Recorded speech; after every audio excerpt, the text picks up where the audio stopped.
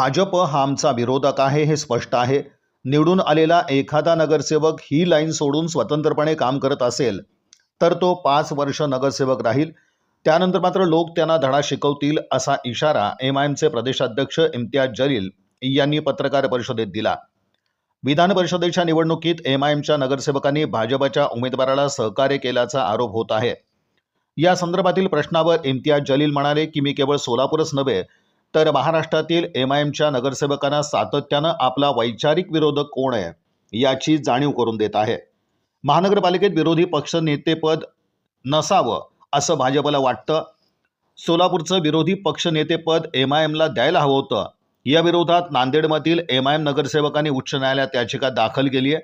या याचिकेचा निकाल लागला तर तो सोलापुरातही लागू होईल.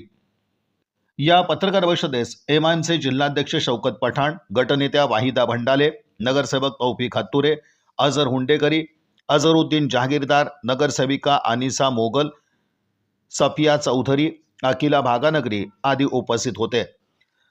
दरम्यान एमआयएमचे नांदेड, सोलापूर, मालेगाव, छत्रपती संभाजीनगर या 4 शहरातील पदाधिकारी नियुक्तीचा निर्णय पक्षप्रमुख खासदार असदुद्दीन ओवेसी घेतात. फारुख शाब्दी असो वा तौफिक शेख यांना पुन्हा पक्षात घ्यायचं की नाही याचा निर्णय तेच घेतील. पक्षाला लवकरच नवा शहर अध्यक्ष मिळेल असंही जलील यांनी सांगितलं.